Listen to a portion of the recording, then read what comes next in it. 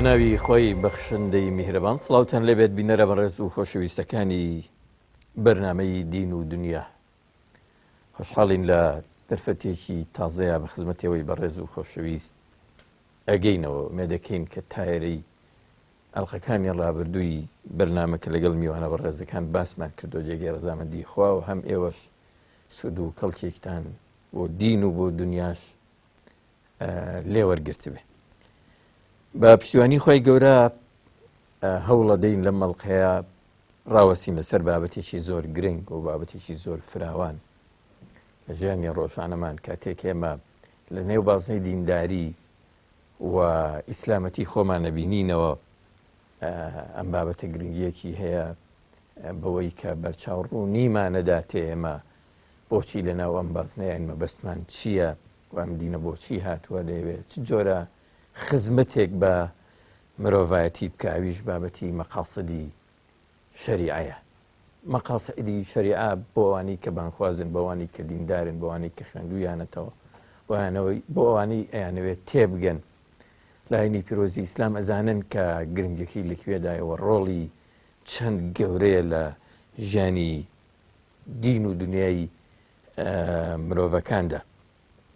بە کورتی ئێمامانەوێ باس لەوە بکەین کە ئەم دینە چ ئامانجێکی هەیە لە خزمەت بە مرۆڤایەتی لەگەڵ بەڕێز دکتۆر یاسین حەسەن پسپۆر لە سیاسی شەرعی ئەم بابەتە تاوتوێکی بە گەرمی بە خێرهاتنی میوانە بەڕێزەکەمانەکەی ممنونم خێربێن. کاک دکتۆر ئێمە بە پێشەکێکی کورد هاتینە نێو بابەتێکی گەورەوە مانەوێت جەنابەت تێگەیشتنێکی فراوانترمان بدەیتێ لەبارەی مەقاسدی شەریعە.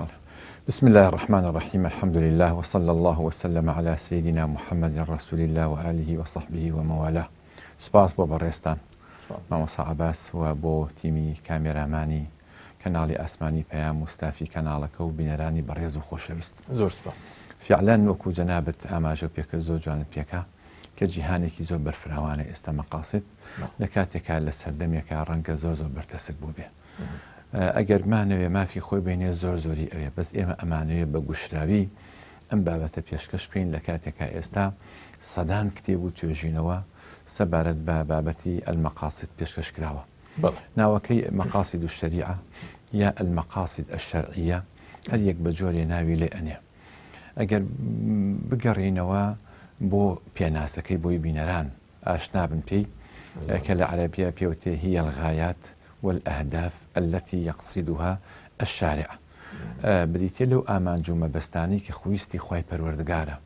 لە تەحکیمی ئەحکامە لەو ئەحکامانەی کە دیاری کردووە. خوای پەروەردگار چۆن هیچ مەخلوقێکی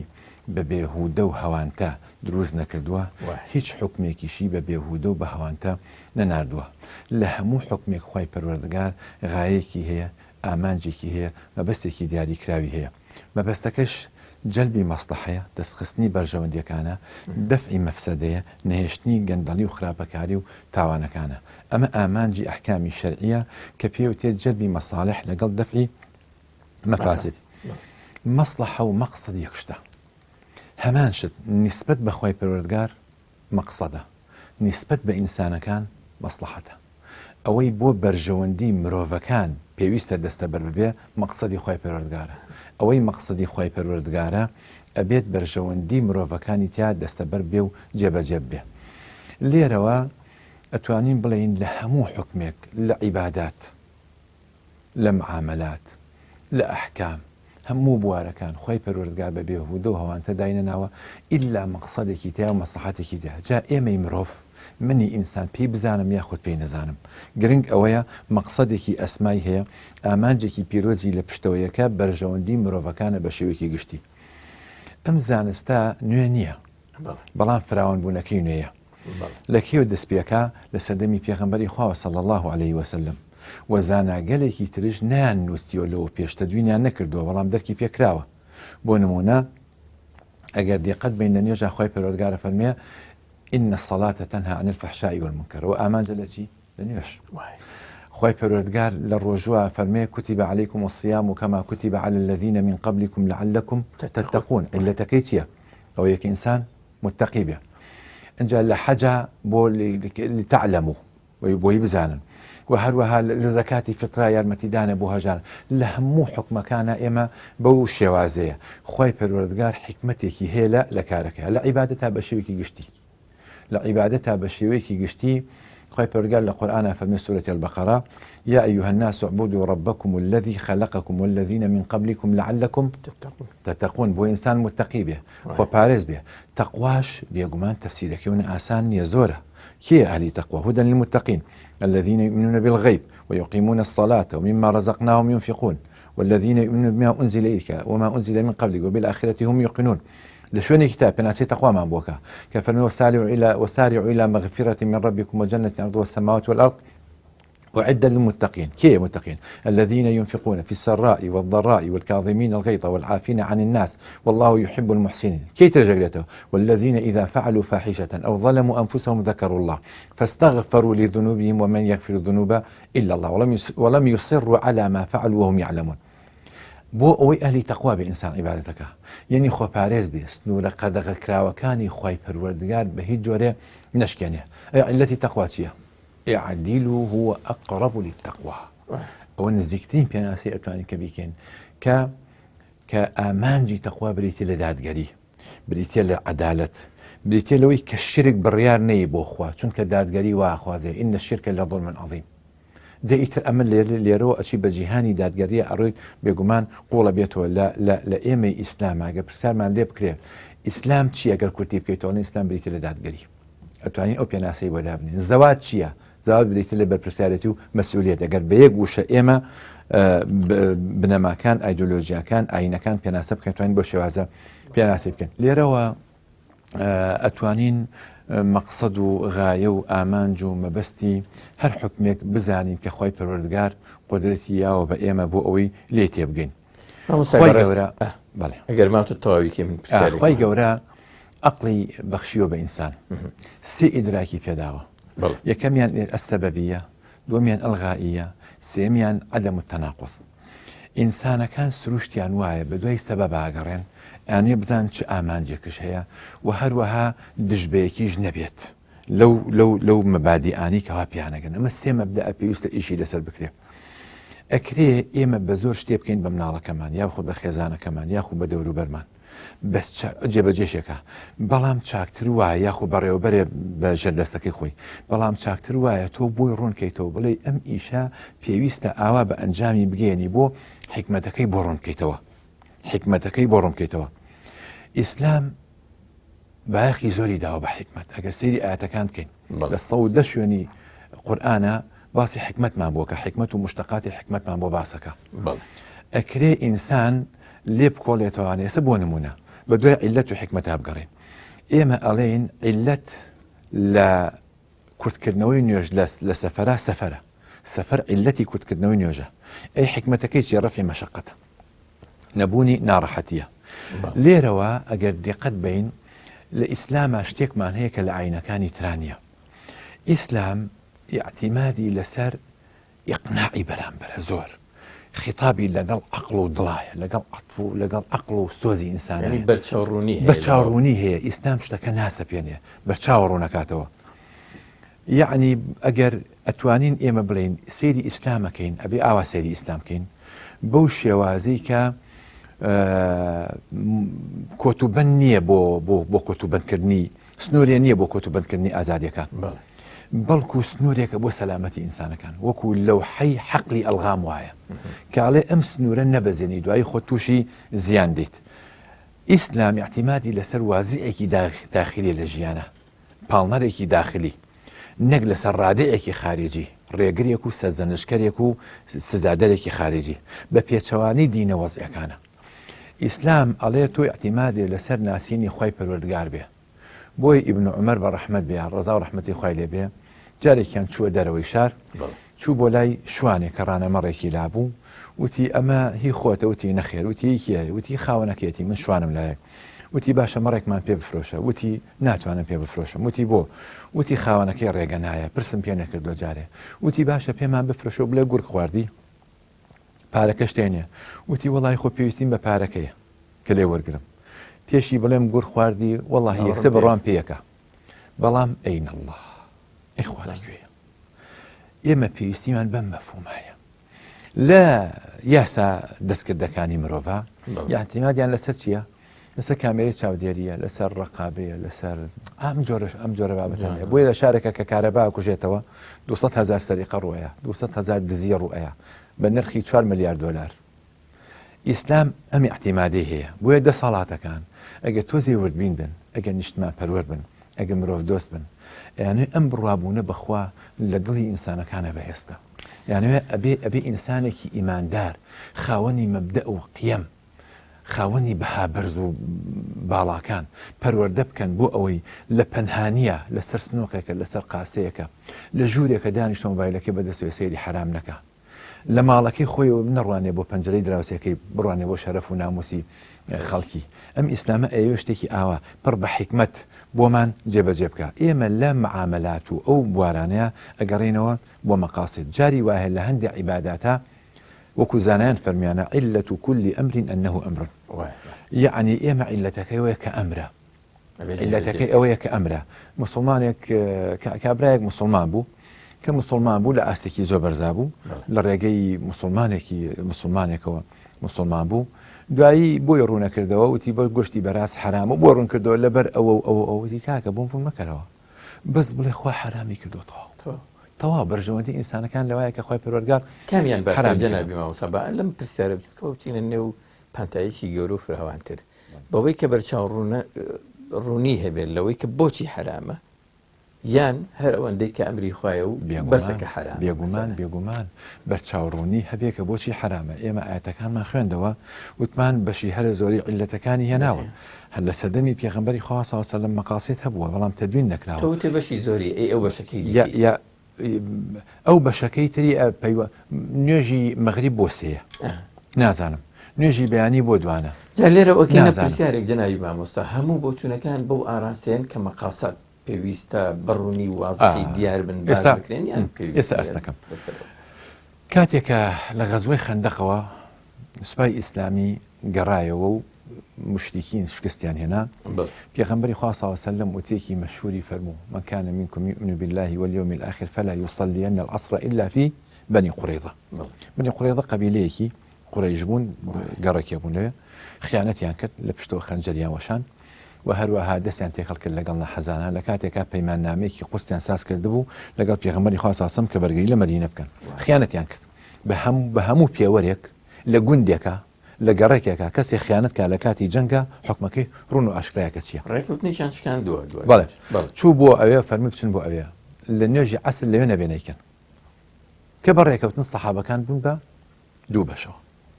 بەشێکیان وتیان وەڵای من نوێژەکەمانەکەین پێغەمبەری خوا صلی الله علیه و سلم مەبەستی ئەوە بوو کە ئێمە بە خێرایی بڕۆین مەبەستیەوە نەبوو نوێژەکەمان دواخین هەندێکیان نەیان کرد چوونە ئەوێ لەوێ کردیان دیارە درەنگ بوو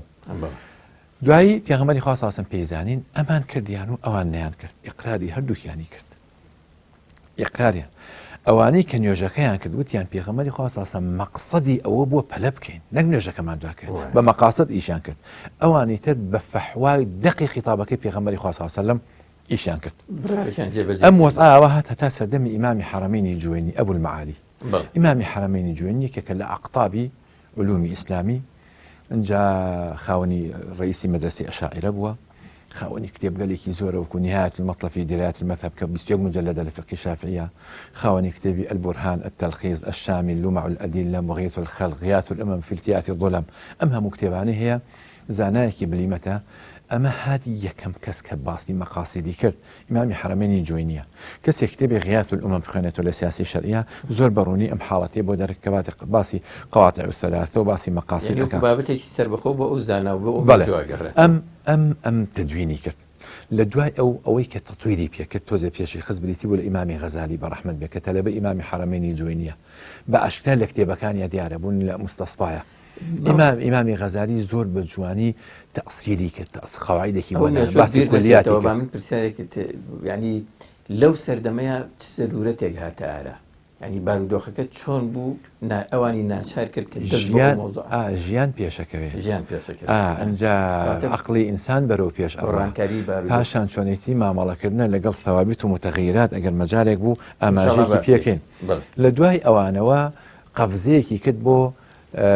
سەردەمی ئیمامی شاتبی لە مەغریبی عەرەبی ئیمامی شاتبی کتێبێکی دانا بە ناونیشانی ئەلموافەقات ئەم کتێبە نەناسرا بوو هەتا لە سەدەی 19 بوو و ئەزانم یا لەو دەور سەدەی 19 و سەرەتای سەدەی 20 ئەوانە ئیمامی محەممەد عەبدە بەڕەحمەت بێ سەفەرێکی کرد بۆ تونس لەوێ ئەم کتێبەی بینی لە مەکتەبەیەکی لە زانایانە تۆجی لەسەر نیشت بووی هەنای خوێندی وتی ئەمە چییە کە خوێندی وتی موافقات ئیمامی شاتبیە تی ڕوخسەت هەیە سەیریکەم کە سەیری کە سەیرەکە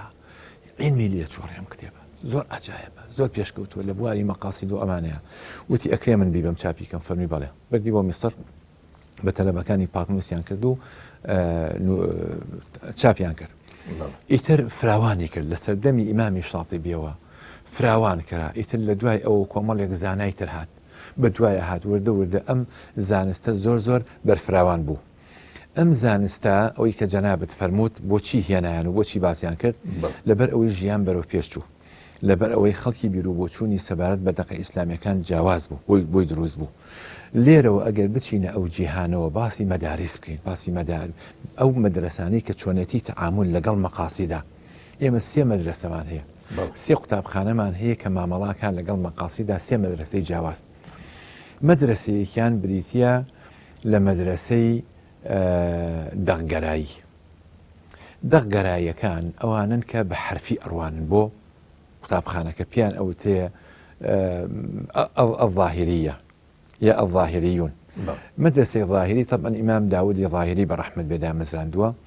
ئەوەی کە تەلەبەکەی بریتێ لە ئیبن حەزمی ظاهری کۆمەڵە کتێبی نایابی هەیە ئەوش بەتایبەت لە المحلایە کتێبێکی تری هەیە ئەدیبش بوو ئەدیبێکی بەرز بووە الأحكام في أصول الأحكام کە کتێبێکی ئوسولی زۆر نایابە کە تیای ئینکاری قیاس و ئەو جۆرەشتاناکە ئەمانە سەرپەرشتیەکەن و تەدوینیان کردووە زۆر بەداخەوە ئەم مەدرسەیە لەگەڵ ئەوەیە کە کۆمەڵی عولەمای بەرزیان هەیە بە زۆر دەغگەران بە مامەڵەیەکی حرفیەکەن لەگەڵ دەقەکانە بە جۆرێکە بەتایبەت دەقەکانی سنت زۆر بەکارێن جاری وا هەیە وەک باسەکرێ کۆمەڵێک ئاەتەکەن بە قوربانی فرموودەیەک وەکو محەممەد غەزالی بەڕەحمەت بێ جارێکیان باسەکە بۆمانە گەڕێتەوە ئەڵێ کەسێک ها لێ پرسییم لەو بابەتانە لەو زاهیریانە لێ پرسییم وتی تۆڕێ و چۆنە سەبارەت بە باوک و دایکی پێغەمبەری خوا صلی الله علیه وسلم بەتایبەت باوکی ئایا لە بەهەشتا یا لە جەهەنەمایە وتی کوڕم پێغەمبەر صلی الله علیه وسلم ئەفەرمێ وما كنا معذبين حتى نبعث رسولا ئێمە سزا دەرنین هەتا پێغەمبەرێکە نێرین خۆیان پێغەمبەریان بۆ ناتبوو وتی یا شێخ ئەوە ئاەتە حەدیث نییە وتی ڕاستە ئاەتە بەس من ترسان بڵێم ئاەتە تۆ ڕەفزیکەی حەدیث وەربگری زیاتر ئەمانە باس ئەکرێن هەندێک لە زانای باسییانەکان ئەڵێن لە ڕۆژی شەممەیە ئەچن دەسەکەن بە پەیوەندیەکەن بە بازنەکانی دەرسخوێندنەوە لە ڕۆژی یەکشەممەیە چەند فەرمودەیە لەبەرەکەن لە ڕۆژی دووشەمەیە بن بە ئەمیر و ئەبن بە سەرۆک و ئەبن بە دەسەڵاتدار بەسەر هەندێک گروپی ئیسلامی و دەسەکەن بە فەدوادان و ئەو جۆرەشتانە ئەم قوتابخانەیە بەڕاستی مایی سەرێشە بوو بۆ مەقاصدی شەرعیەوە ئەوان ڕەفزەکەن بۆچی مەقاصدی شەرعی ڕەفزەکەن چونکە دەغگەران چونکە ئەڵێن ئێمە خی پەروەردگار چی فەرمووە پێغەمبەری خوا صلی الله علیه وسلم چی فەرمووە ئەوە جێبەجێکەین بە چەند نمونەی ڕوونیکەمەوە ئیبن حەزمی ظاهری بەداخەوە پێغەمبەری خوا صلی الله علیه وسلم فەرمێ لا یبولن احدکم في الماء الراکد ئەگەر کەسێک لە ڕووی بینەران و بەڕێستان میس بکاتە ناو ئاوەکە پیسە بێ لە میزی تێنەکەن ئیبن حەزمی ظاهری ئەڵێ ئەگەر کەسێک پیسایی بکاتە ئاوەکە پیس نابێت لەبەرە ئەڵێ ئەگەر میزەکەشی بکاتە ناو قاپێتە شتێکەوە ئەنج بیکاتە ناو ئاوەکە پیس نابێت چونکە باسی پرۆسەی میسکردنەکەکە پرۆسی میسکردنەکەیکە ئاوای لێکە یعنی لە بابەتی پێغەمبەری خوا صلی الله علیه وسلم ئەفەرمێ البکر لە بابەتی ژن و ژنخوازی و مارەکردنە البکر تستەمەر والثەیب یعنی فەرمێ یا تستەئذن کەسێکە کچ بێت ئەگەر پێی بڵێ ئەبێ پێی بڵێ ئایا شوو ئەەکەی بەو کوڕە ئەگەر بێدەنگ بوو ئەوە رازی بووە ئەگەر رازی نەبێ لێ رازی نیم ئیبن حەزم ئەفەرمێ ئەبێ بێدەنگ بێ ئەگەر وتی رازیم نیکاحەکە دانامەزرێ ئەبێ ئیلا بڵێ بێدەنگ چونکە پێغەمبەری خوا صلی الله علیه و سلم بۆ شێوە مامەڵەی کردووە. لێرەوە هەندێک کێشەی زۆر گەورەمان بۆ دروست بووە مامۆستا عەباس. یعنی ئەلبانی دێ بە ڕەحمەت بێ ئەخوا ڕخنە لە سەی سابق ئەکرێ لە فقه السنەیە کە ئەڵێ زەکات لە عروضی تیجارە واجبە. ئەلبانی بە ڕەحمەت بێ لە تەمام المینەیە کە ڕەدی فقه السنەیەتەوە هیسەی سابق ئەڵێ نە هەندێک حەدیثمان هەیە ضعیفە بۆیە زەکات لە عروضی تیجارە جائز نییە. بۆ جائز نییە ئەڵێ چونکە حەدیثەکان ضعیفە. باشە پرسیارێک لێرە دێتە پێشەوە زۆر قورسە پرسیارەکە. یعنی یەکێک دوو تەنگەنمی هەبێ زەکات بە بەس یەکێکش با 1 ملیار کۆمپانیای هەبێ شۆفری هەبێ بلدۆزەری هەبێ گرێدەری هەبێ مەکائینی هەبێ ئەم هەموو شتێ هەبێ ئەبێ زەکات نییە. ئایا ئەمە بێ نابێ. ئەوان هیچ لێکدانەوەییان بۆ دەقەکان نیە خودی دەخەکە وەرەگری خۆی دەخەکە وەرە لە کاتێکە خۆی پرگار کە فەرمیان فیقوا من طیباتی ما کەسبتم لەوەی کە کەسبتان کردووە بیبەخشن وەکو ئیبن ئەبوو حەنیفە زۆر جوار هێناوێتی تەنانەت لە مەزهەبی ئیمامی شافعیە بۆ نمونە ئەوەی کە زەکاتی لێکەوێت چییە قوتی خەڵکیە گەنمە جۆیە میسکە نۆکە ئەم جۆرەشتانەیە. بۆیە پرسیارەکەم کەم و بینە سەر ئەو مۆزوع بۆ یەکەم بفەرموو بۆیە ئەڵێ هەر لە گەنم و جۆ ئەو جۆرەشتانە زەکات ئەکەوێ. لە مالیزیا کێشەیە دروست بوو لاسیک ئەڕێن لێ ئەچێن لێوانە هیوایە مەزنەیەکی هەیە بای 2 ملیۆن دلار بای 3 ملیۆن دلار شیعەکان گاڵتەیانە کردیان و ئیسلام هەلایانی دەوڵەمەندەکانەگرێ دش بە هەژارەکانە یەکێک تەنێ گەنمی دەستکەوتووە بێ زەکاتەکەی بە یەکی بای 2 ملیۆن دلار لاستیکی هەیە لە مەزرعەکەیە زەکاتەکە نایە. ئایا ئەمە چۆنە بێ؟ ئەمە لە ڕێی مەقسەدەوە بێ بۆی بڕوانێت مەقاسد ئەمان دێنێتەوەی کە عەدالەت هەبێ. یەک شتم ماوە بێلم یەکسەر زانایەک هەستا لێ پێوتن کاکە بۆ بە مەزهەبی شافعیشەکەن بە مەزهەبی ئەبوو حەنیفە ئیشکەن. مەزهەبی ئەبوو حەنیفە چییە فەرمێ وآتوا حقه يوم حصاده. بۆیە زانایان ئەڵێن چی ئەڵێن ئاوێنێکی دانا لەبەر چاوی خوا یەکسەر ئاەتەکە بینێ ئیمە ئەبوو حەنیفە بە ڕەحمەت بێخوا ڕۆژی چنینەوەی لاسیک ناچندێتەوە نادورێتەوە وەکو پەم و وەکو لۆکە وەکو ئەم جۆرەشتانە زۆرشتی تری ئاوامان هەیە تاوە کە چنیتەوە زەکاتەکەی بە لێرە ئەبێ بڕوانی بۆ مەقسەد لە ئەحکامی خواییە فەقیه مفتی بۆ ئەوەی نەکەوێتە هەڵەوە ئەبێ بۆ عەدێکی مەقاسیدی هەبێ ئەگەر نا ماڵکاولی لێکێتەوە. یعنی کەواتە لێرەوە مەسەلەن جەنابی مامۆستا ئایا وایە کە مەقسەد لە دەقەکانە بەڕوونی ناتوانانی ئاوەربگرێ بێت لێکدانەوەیان ئەهلی عیلمە بێ جا ئەمە ئەبالێ لێرە ئەگەر بگرین ئەگە ئاماژە بکەم بە کورتی بۆ قوتابخانەی دووەم. قوتابخانەی دووهەم ئەو قوتابخانە پیانەوتێ المعطلة الجدد ئەوانن کە تەعتیلی دەقەکەن اعتیماد دەکەنە سەر بەستەر مەقاسد ئەمانش لە هەدەرن بەڕاستێکی لە جیهانی ئیسلام هیانی دیالەتی ئەڵێ ئامانج لەسەر پۆشت چییە لە حیجاب چییە عیفەت نییە خاوێنی نییە پاکی نییە بە ئافرەت کە پاک بوو کە خاوێن بوو کە عیفەت هەبوو پارچە قوماشێ چییە؟ ئەڵێ عەرەق مەشروب علەتی حرام بوونەکەی چییە؟ ئەوەی عەقڵ لە دەست بێ ئەگەر عەقڵ لە دەست نەی تەواو زۆر تەبیعیە بیخۆرەوە. ئەڵێ خواردن بچێتە ناو لاشەی مەعیدەی ئینسانەوە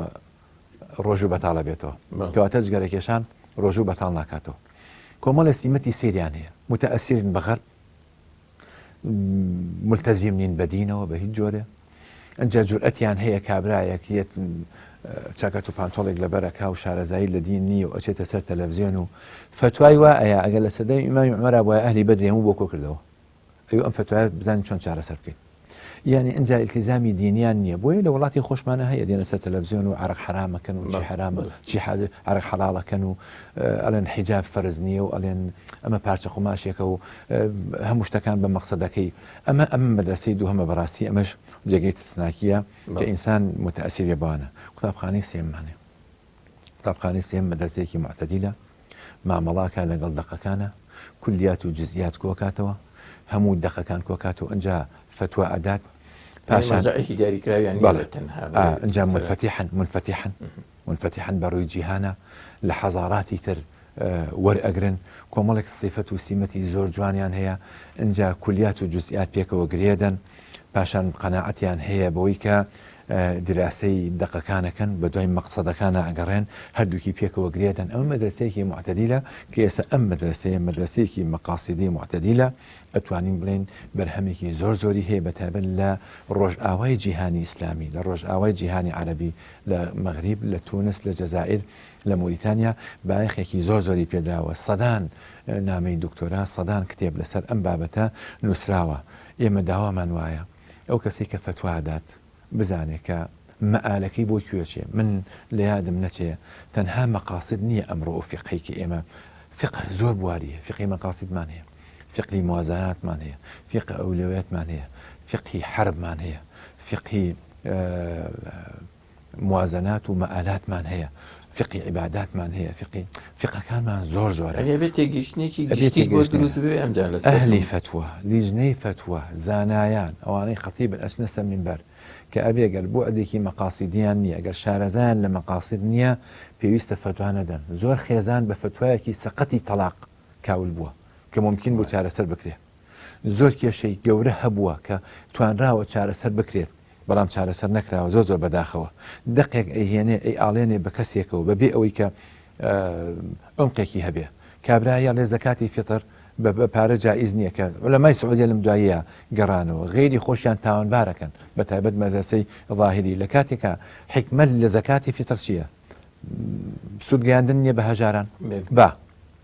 دەی ئێستا ئەوەی کە ئەکرێت سوودی بە هەژار پێ ناگەێندێ کۆکرێتەوانێ 100 جۆر برنج تێکەڵ ئەکرێ دوایچێ بە هەرزانی فرۆشت خۆ کابرام هەموو برنجە ناخوا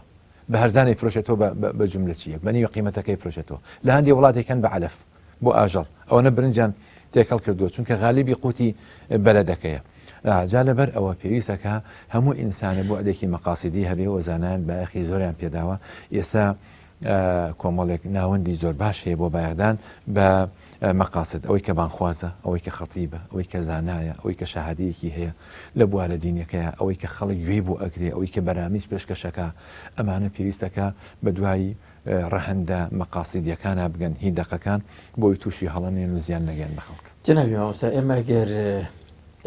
باسی مەقاسد دەکەین مەقاسیدمان مەسەڵەن ڕوون کردەوە لەکوێوە سەرچاوی گرتووە چۆن و چۆن یەکامە باعث قسە لەسەرەوە بکەین کە ئەگەر بە تەحدید زانایان قسەیان لەسەر مەقاسیدەکان کرد بێ بڵێ ئەمانە مەقاسیدی شەریعەن شتی وامان هەیە مەسەڵەن بڵێن 1 2 3 4 5 ئەمانە مەقاسیدی شەریعەن چۆن نەگەر پۆلیان بەندیەکە بێت لە بابەتەکەیە باسی بکەین مەقاسد ئیمامی حەرەمەین کە ئاماژەی پێکا ئیمامی غەزالیش ئاماژەی پێکا ئیمامی شاتبی و لە دوای ئەوانش هەمووان متفقن لەسەر ئەوەی کە مەقاسد ئەکەن بە 3 بەشەوە مەقاسد 3 بەشە مەقاسیدی خوای پەروەردگار 3 بەشە یەکەمیان لە ئەحکامە یەکەمیان پێوتێ الضروريات دووهەمیان پێوتێ الحاجيات سێهەمینیان پێوتێ التەحسینیات ئەمە لە کۆنا لە پێش ئیمامی شاتیبی تا ئیمامی شاتیبی ئەم سەردەمەش ئابۆ شێوازە هاتووە یەکەمیان کە زۆر زۆر گرنگە پێوتێ الضروريات الخمس یاخود الكليات الخمس 5 شتمان پێڵێ یەکەمیان دینە حفظی دین پاراستنی دین کۆتاییەکەیان چییە پێنجەمینیان مالە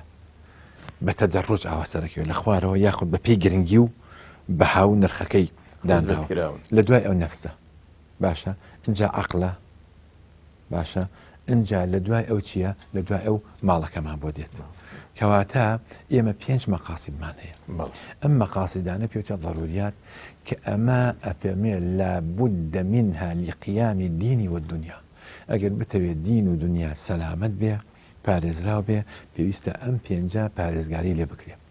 هەر یەک ئیمامی قەرافی نسلی لا بردووەیەک لە کولیاتی 5 نسلە چیە ناو عێڕی لە لەگەڵ نسلا عێڕیە ناوە چونکە نسل لێ جیاوازە لە عێڕ یعنی ناموس ئەوی بۆ زیاد کردەوە هەر یەک لەمانە ئێستا بۆ نمونە مەسئلەی دین ئەم حیفظی دین لە چیە وەرگیراوە حیفظی دین هەموو شتێکی پێوە پێیوەستە عەقیدەی پێوە پێوەستە ئەمر بە مەعروف و نەهی عن المنکەر نوێژ ڕۆژوو حەج زەکات دینی هەموو پێوە پێیوەستە ئەم دینە لە چیە وەرگیراوە حیفظی دین لە حکمی ڕیدەوە وەرگیراوە دین حفظی دین لە حکمی ڕیدەوە وەرگیراوە دین پێویستەکەوە پارێزراو بێ لە دوای ئەو نەفسە نەفس لە چی وەرگیراوە لەوە وەرگیراوە کە لە دیە وەرگیراوە لە حەدی قەتلە وەرگیراوە لە حەدی قەتلە وەرگیراوە ئێمە کۆمەڵی حدودمان هەیە بۆ هەر حەدێک ضرورەتێکی بەدواوەیە پاراستنی نفسی ئینسان حقی حیات مافی ژیان لە چی وەرگیراوە لە وەرگیراوە کە ئینسان ومن يقتل المؤمنا متعمدا فجزاؤه جهنم أو هناوتي بلام أبيت شيء أبي ومن فلا يسرف في القتل إنه كان وما كان يعني خوي پروردگار فرمانك ولكم في القصاص حياة يا أولي الألباب قصاصي داناوە لحد لقصاصه وەرگیراوە پاراستنی نفسي إنسان لدواي أو عقله لحد شرب خمره وەرگیراوە لحد شراب خۆری وەرگیراوە لدواي أو نسله لحد زینا وەرگیراوە پاراستنی نەسل لە چی وەرگیراوە لە حەدی زینا وەرگیراوە اینجا لە دوای ئەو پاراستنی ماڵە لە حەدی سەریقە وەرگیراوە ئێڕدەکەش لەوە وەرگیراوە کە ئەبێ کەرامەت و ناموسی ئینسان پارێزرا بێ ئیمامی قەرافی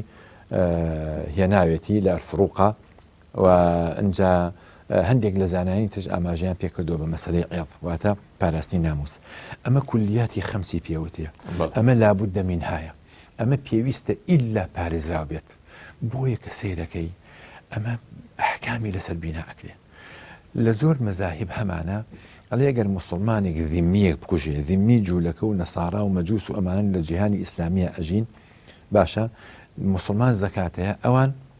باجێن وانە ئەوان جزیەکەین بە دەوڵەتی ئیسلامی وەکو چۆن لە ئەوروپای ئێستا هەموو کەسێک چییە باجەیە خۆی اقتصادی زۆر لە وڵاتان ئێستا لەسەر باج و دەرامەت ئەو جۆرەشتانە دامەزراوە ئەگەر موسڵمانێک ذیمیە بکوژی لێ ناکوژدێتەوە ئەمەی کۆمەڵێک لە مەزاهب ئاوایە ئەگەر موسڵمانێک ذیمیەک بکوژێ ناکوژدێتەوە بەڵام مەزهەبی ئەبوو حەنیفە چۆنە ئەفەرمیێ کوژدێتەوە بۆ بەمە ئەڵێ مەقسەدێکی کولیە حیفظی نەفس مەقسەدێکی کولیە بۆیە هەر نەفسێک بکوژێ بە دەستی ئەنقەز بێ ئەبێ چی بێ ئەبێ بکوژدێتەوە لێرە ئێمە ئەچین بۆ ئەگەر لە بیرم نەچێ مەدرسەی ظاهری زۆر بەداخەوە مەسئلەی عەقڵ و ئەو جۆرەشتانە ڕەفزەکەن لە کاتێکا کە دووشتی زۆر سەرەکیە لە ئیسلامە بە عەقڵ چەسپێنراوە یەکێ لەوانە چێ ئیسپاتی وجودی خوا دوایەوە ئیسپاتی وحی یەخۆ تۆ لەگەڵ کارێکەکە مناقەشای خەڵکی کاکەم بڕۆم بۆ وحی نییە بۆ ئیسپاتکە کە خوا هەیە بۆ ئیسپاتکەیە کە ئەم وحیە ڕاستە خۆ بەچی ئیسپاتەکرێ بە عەقڵ ئەو شتە ئیسپاتەکرێ یاعتیدادیان بەڕێی خۆیان زۆر و مەدرسە ظاهریەکە یاعتیدادیان بەڕێی خۆیان زۆرە بۆیە حیفظی نەفس ئیمامی ئەبوو حەنیفە ئەفەرمێ ئەگەر موسڵمانی ذیمیە بکوژێ ئەبێ بکوژدێتەوە لە دوای چیمان هەیە حیفظی عەقڵمان هەیە عەقڵەکەش لە حەدی سەریقەوە وەرگیراوەکو باسمان کرد ئەوی ترش لەوە کەواتە لێرە بۆ هەر حەدێک زانایان هاتوون چیان کردووە یەکێک لە کولیاتی خەمسیان داناوە ئەم کولیاتی خەمسا لە بیرم نەچێ کۆمەڵێک گرفتش لەسەری هەیە زانایان کە قسەی لەسەرەکەن هەندێک ڕخنەی ویستمەوە بڵێم تەنها پێنجن کولیاتی خەمس پێنج اتفاقی زانانی هەمووی لەسەریان جۆرێک ڕاجایی هەیە ڕاجایی هەیە دوای دێ مەسەلی ڕاجایەکە لە چیایە لەوەیە کە ئێستا ئەمە ضروریاتمان باس کرد ئەنجا حاجیات هەیە حاجیات لە بابی تەوسیعەیە حاجیات چیە ئێمە ئەڕۆین بۆ نوێژ کە ئەڕۆین بۆ سەفەر کەڕۆین بۆ سەفەر نوێژەکەمان کورتەکەینەوە ئەمە چی حاجەیە کە ئەڕۆین بۆ سەفەر ڕۆژەکەمان ئەشکین ئەگەر زۆر ناڕەحەت بووین کە خۆی گەورە فەرمێەوە ئەن تەصوموا خەیڕ لەکم وانە جاروێ ئەگەر بتوانی ئەگەر مەشەقەتمان توش بوو ئەمە لە بابی چیە تەوسیعەیە ئەوەکەی ترمان هەیە کە تەحسینیە بەشی سێمی ئەم تەحسینیە جوانکاریەکانە ڕووپۆشە ڕووی ئێمە خانوویەک دروستەکەین ئەم خانوو کە دروستەکەین دیوارەکان و سەقفەکە دیوارەکان لەگەڵ سەقفەکەی ئەمە چی ئەمە ضروریاتە وایە دیوارەکانی ناوەوە جاکردنەوەی ژوورەکان ئەمە چییە ئەمە حاجیاتە ئەوە کەیتە دیکۆرەکەی دەرەوە ڕووکەشەکە ئەم جۆرەشتانە چییە بریتە لە تەحسینیات بەو شێوێ دێ لە ضروریاتەوە دێ بۆ حاجیات ئەو جادێ بۆ تەحسینیات مامۆسایەک لە فەڕەنسا دەستی بە مناڵەکان بە تەلەبەکانەوە تۆ لە زانکۆ شوشەیەکی دەرهێنا شوشەیەکی بۆش کە ماڵەیە شوشەیە وتی ئەم شوشەیە پڕەیە خاڵیە وتیانەوە خاڵیە ماوەسا خاڵیە بەڵێ داینا کیسەیەکی لە جانتاکەی دەرهێنا بەردیتیا بوو بەقەی گوێزێک و تۆزێک گەورەتر کیسەکەی کردە ناو شوشەکەەوە پڕی کرد وتی ئێستا وتیان مامۆسا ئێستا پڕ بوو بەڵێ دەچی کرد بە کیسەکەیە بە ناو جانتاکەی کیسەیە لمی دەرهێنا لمەکەی کردە ناو کیۆ ناو شوشەکەەوە کێشای بە شوشەکەیە لمەکەدا بەزی بۆ بینی بەردەکان وتی ئێستا چی مامۆستا داوای دەبوو نەکەین جاری پێشوو پڕ بوو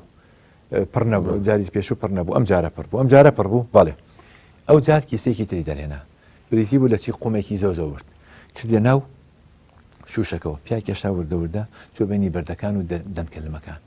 وتی ئێستا چەند مامۆستا سەرمان لێشەوە نازانین بەڵام بە هەر حاڵ مان بەخشەم جارش ئێستا پڕ بوو بەڵێ قاوەیەکیان بۆیە نابوو سار بوو هێشتانی خوارد بوو هەڵی گرت و کردێ ناو شوشەکەەوە قاوەکەیشی کرد وتیانی ئێستا وتیان تاڵ هیچ پرسیارێکمان نەما ئەتەسین دوای ئەوشتی تری تێ بکەین وتیان حکمت چی بوو حکمت ئەوە بوو بەردە گەورەکان بریتێ لە مەبادینە بریتێ لە قیم بریتێ لە دین خوا نیشتمان پێویستە کە بایەخی پێ بدرێت کە مەڵێ خوا مەبەستم پێ ئەوەیە کە فەرمانەکانی خۆی پەروەردگار پێویستە بایەخ بدێ بەم بەردە گەورانە لەمەکە بریتە لە هەندێک شتی زەڕور پێویستەکانی ژیان خانووە سیارەیە نازان ئەمەیە ئەوەیە خۆجاری وایە بۆ نیشتمان تۆ ماڵ و سامانی خۆ لە دەسەی لە پێناوی دینەکە تا هیوا هەیە لە پێناوی نوێژێکی ئامادەی بمرێ لە پێناوی نوێژێکی ئامادەی بمرێ ئەنجاوتی ئەی قومە وردەکە بریتە لە چی بریتە لە تەحسینیات بریتە لە هەندێشت ڕەنگە تافێ بێ ینی تۆ سیارێکی مۆدیلی 2010 پێویست ناکبێکی بە 2021 ینی ڕەنگە کۆنترش بێ ئەی قاوەکە وتی ئینسان زۆر فراوانە چەند پڕ بێت جێگەشتی تریارتیا بێتەوە ئینسانە من لە ڕووی تەنبیە بەشەری ئەو جۆرەشتانەوە ئەو حاڵەتەی بۆیان باس کرد جاوتی حکمەتەکە چیوە حکمەتەکەوتی حکمەتەکە چییە تی حکمەتەکە شوشی ژیانتان بە بەردی گەورە بڕکەنەوە نەک بەقوم بە بەردی گەورە بە نیشتمان بە قیەمە باڵاکان بە ڕەوشی زۆ بەرز بە خزمەتکردن و خەمخۆری بۆ ئیبرا ئینسانەکەت بەم شتە بە گەورانە ئینسان کە مۆڵی ژیان و شوشی ژیانی پڕ بکاتەوە ئەگەر نا ئینسان تووشی زیان دێ ئیمامی غەزالی بە ڕەحمەت بێخوا فەرمێ النەفس کەالزجاجە ئین لەم تەملەها مەلەئەها الهەواء ژیان وەکو شوشە وایە ئینسان وەکو شوشە وایە ئەگەر خۆت پڕی نەکەیتەوە بەشتی چات ئەوە هۆس و ئارەزۆکان پڕێکەنەوە لەگەڵ مەقاصدی ئەبێ بەها بەرز و باڵاکان تۆ کەمەند کێشکەن بۆ لای خۆیان نەغەریزە و ئارەز و پاڵێ پێوە بنێ بە ئاراستەیەک باش جا ئەمە بەستی مامۆستاکەم وتم لەگەڵ مەقاصدی شەریعە گرێ مەکسەر ئەم بابەتە دەمسکەینەوە بەڵێ زۆر ئاسانە بینەر لێمان تێگا کە ئەم نمونەیە ئەم نمونەیە ئەوەیە کە ئێمە شوشەکە کە بریتە لە ژیان پێویستە بە ضروریات بڕیکەینەوە پێویستە بە کولیاتی خەمس بڕیکەینەوە پێویستە بە پاراستنی دین بە پاراستنی نەفس بە پاراستنی عقل بە پاراستنی نەسل بە پاراستنی ماڵ بەمانە پڕی بکەینەوە نین بۆ هەندێشتی تەحسینیات کە ڕەنگە ڕووکەش بێت وەکو لە مەقاصدی شاباسەکرێ ئەوش گرنگی خۆی هەیە بەس ناکرێ من خانووەکەم نەکردووە ئێشتا بایەق بم بە دیکۆرەکەی خانوم نەکردووە دیکۆر چۆن بکەم من ئێشتا ماڵێکم نییە سیارە بۆچی بکڕم ژیانم نییە پێک نەهێناوە شتێکی تری تافێ بۆچی بکەم جنای مامۆستا کاتی بەرنامەکەمان کەمەوە و بابەتی بابەتەکە زۆر فراوان و پرسیاری گرنگ ماوە هەندێک لە پرسیارە گرنگەکانەکەین ئێمە بۆ ئەم مەقاصدانە لەم سەردەمایە هەرە بێ بگەڕینەوە بۆ ئەو مێژوەی کە یەکەمین جار مەقاصدی شەرعی تیادا نەخێر دیاری کراوەیان چۆن لێرەوە هەندێک سەرنج هەیە لەسەر کولیاتی خەمس کە زانایان تێبینیان لەسەری هەیە ئەڵێن یەکەم دقێکی سەریحنی ئەمەمان بۆ لێک باتەوە لە دقێک وەرنەگیراوە ڕاستەوخۆ ئەمە سەرنجە لەسەری دووهەمینیان ئەڵێن ئەمە تایبەتە بە فەردەوە بە تاکەوە باسی جەماعەمان بۆ ناکە باسی ئوسر خێزان و ئەم جۆرەشتانەمان بۆ ناکەن سێهەمینیان هەندێشتی ئێمال کردووە کە مەقسەدێکی کولیە لە ئیسلامە وەکو ئازادیەکان باسی ئازادیەکانی تیانە کە ئازادی پێویستە بێتە مەقسەدێکی کولی لە ئاینی پیرۆزی ئیسلام و مەقسەدێکی گەورەی خۆی پەروەردگار ئەو جار یەکێک لە تێبینەکان تە کە لەسەری هەندێشت هەیە لەم سەردەمایە زۆر گرنگە حیفظی بیئە بە مەقسەدێکی زۆر گرنگ کە ئەمڕۆ مەترسی و هەڕەشەیە بۆ سەر ژیانی ئینسانەکان چۆن بپارێزرێ لەبری ئەمە هەندێک لە زانایان هاتوون بۆ نمونە دکتۆر جەمال عەتیە لە دراسەیەکی نوێی بۆ مەقاصد کە ئیکا ئاماژە بە چیەکە ئەڵێ پێویستە ئێمە دای بڕێژینەوە مەقاصد بە شێوازێکی تر مەقاصد لە ئاستی فەردە لە ئاستی تاکە مەقاصد لە ئاستی خێزانە مەقاصد لە ئاستی کۆمەڵگەیە، مەقاصد لە ئاستی ئومەتە، مەقاصد لە ئاستی ئینسانە. کە ئەمە ماوەسا عەباس ئەگەرمانوێ باسی بکەین ڕەنگە حەڵقەیەکی تەواوی بێت. یعنی هەر بە نزیکی بە ئاماژەی پێ بکەم بۆ نمونە لە مەجالە ئینسانیەکەیە کە ئێمە بێ لەگەڵ حەزاراتی ترە هاوکاریمانە بێ، ئەبێت تەعاونمانە بێ، ئەبێت تەکاملیمانە بێ، ئەبێت تەعارفمانە بێ، ئەبێت تەعاون و تەکاملمانە بێ لەگەڵ حەزاراتی ترە. ئەکرێ ئەزهەر لەگەڵ ڤاتیکان ڕێ بکەون لەسەر هەندێک مەبادیئی گرنگی ئینسانی، بۆ نمونە لەسەر تحریمی ئیجهاف وانە لەباربردن کە هەردووکیان ڕێکەوتنیان کردو لە چەند مەجالێکی تریا ڕێکەوتنیان کردووە. ئەگەر گونجاو خی گەورە تەمەنیدا و ئێوەش پێتان باش بوو لە مەجالێکی ترا ئێمە بەم بۆعدەیە باسیەکەین چونکە حەڵقەیەکی پرسیارش بکەم ئایا هەموو ئەم گۆڕانکاریانە لە هەموو بوارەکانی شەریعە ئەگرێتەوە لە مەقاسیدا سەوابت و متەغەیریان چۆن ئەکرێ مەجالێکی ئەو مەدرسەی بێگومان لە هەردووکی ئاکرێ ئەو مەدرسەی معتەدیلەی کە باسمان کرد یەن مامەڵاکەن لەگەڵ ثەوابیتی نوسوس لەگەڵ متەغەیراتیە کە مەقاصد هەردوو بابەتەکەگرێتەوە. ئێمە دەقێکمان هەیە ثابتە بۆ نمونە باسی نوێژەکە ئێ مەقسەدەکەی ڕوون کردوتەوانێ لە متەغەیراتە مامەڵەکردن تۆزێ بێگومان وردەکاری ئەوێ زۆر کەس هەیە هەموو شتەکانە با بۆ متەغەیرات معاتیلەی جودود ئەوانەی کە دەقەکان پەکەخەن ینی پێیان وایە کە ئەم دەقانە تاریخیە نوێژ بۆ سەردەمێک هاتووە ئیتر تەواو کۆتایی پێ هاتووە بۆ پاک و تەمیزی بووە یعنی بۆ ئینسان دەسوودەم و چاوی بشوە و هەروە حەج بۆ تەعاروف بۆ لە سەردەمێکە ئێستا پێویست ناکە لە بواری ثەوابت و متەغەیراتە ئەم مەدرسە مامەڵێکی جوانەکە لە هەردووکیان ئێمە هەمانە بەڵام گرنگ ئەوەیە ثەوابت و متەغەیرات پێکەوە گرێ بدرێ وەکو قوتابخانە معتەدیلە وەسەطیە نێوەندگیرەکە مامەڵی دەکەن. زۆر باش خۆیان بێ ئینشاڵڵا لە داهاتووە بەپێی دڵفەت و بە تایبەت لەسەر مەقاسدی شەرعی لە سەردەمی ئەمڕۆمان ڕادەوەستی. ڕێز دکتۆر یاسین حەسەن پسپۆر لە سیاسی شەرعی میوانی بەرنامەکەمان بووی زۆر سپاس بۆ تەشیرینەکانت. سپاس مەمنونم. سپاس بۆ هاوکارانم سپاس بۆ ئێوەی بینەری بەڕێز و خۆشەویست تا بە گەیشتنەوەیشی تر بە خواستانە سپی.